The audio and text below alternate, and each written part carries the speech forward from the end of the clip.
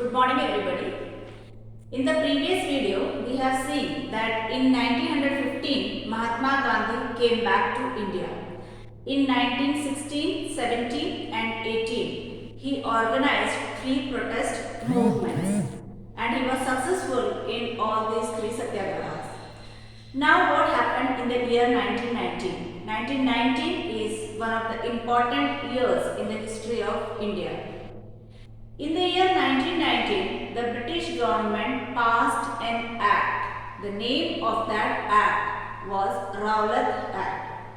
According to this Rowlatt Act, the British government or the police can arrest any person whom they feel suspicious without giving any warrant, and they can keep them in the police custody or without trial they can keep them in the jail for as long as they want. So this act, Rowlatt Act, was actually against the fundamental rights of the people. It curbed the fundamental rights of the people, and this gave the British government enormous power to deal with those people who were protesting against the British rule. So it also curbed the freedom of expression, and it strengthened the police powers of the British.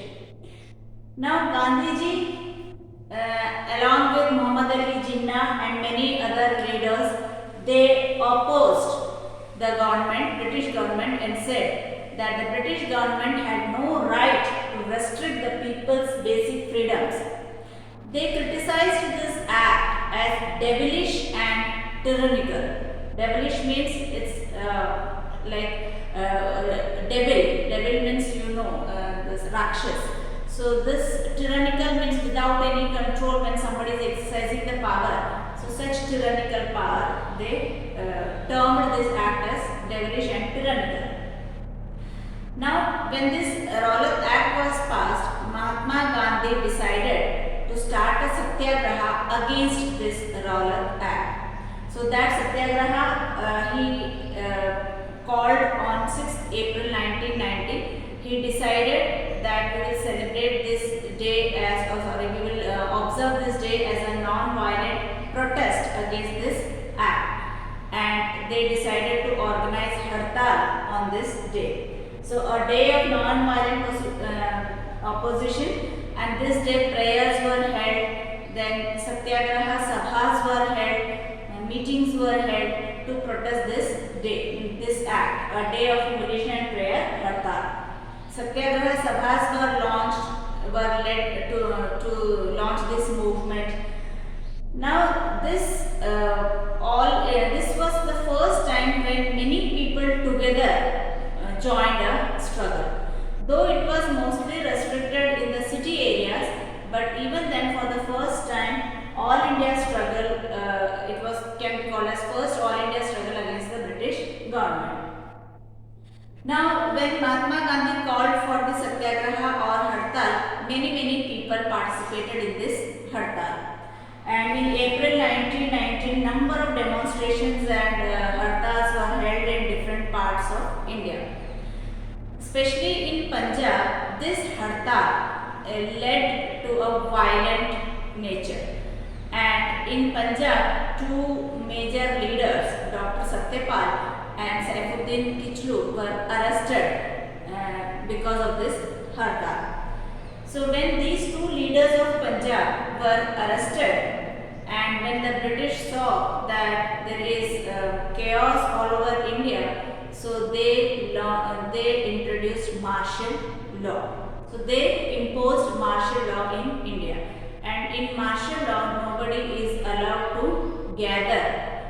So when martial law was imposed, the people of Punjab did not come to know about this martial law. So on 13th April 1919, it was a Baisakhi day.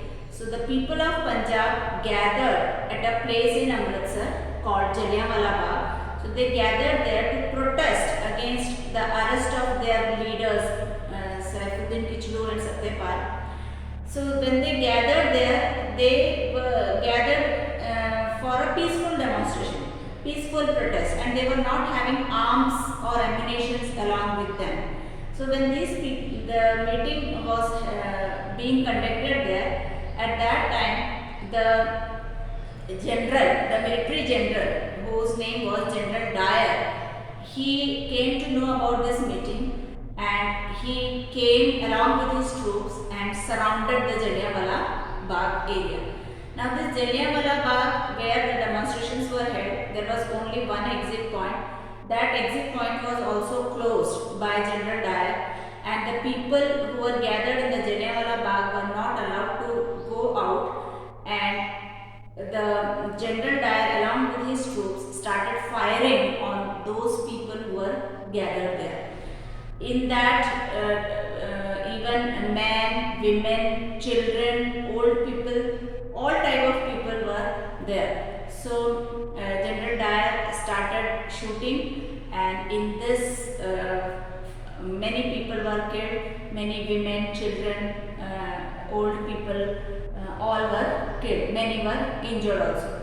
So that is why this incident was very infamous incident. So we can call Jallianwala Bagh as infamous Jallianwala Bagh incident. It is also called as Jallianwala Bagh tragedy, Jallianwala Bagh massacre, where so many people were killed together.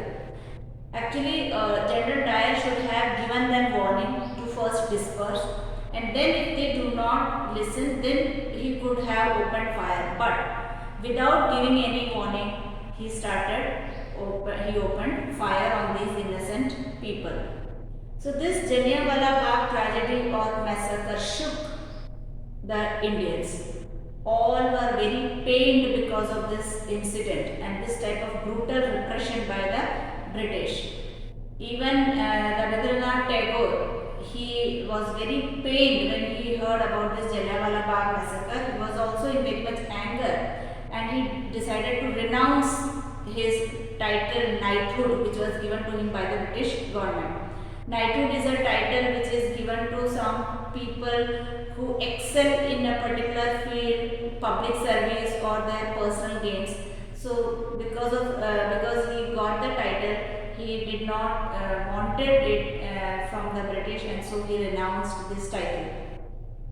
Now when Mahatma Gandhi launched this Rowlatt Satyagraha against the Rowlatt Act, so at that time he wanted both the Muslims and the Hindus to get united, and he always felt that an all India struggle should include all types of people, and after a long time we can see that in an all India struggle, Hindus and Muslims were united in this Rowlatt Satyagraha.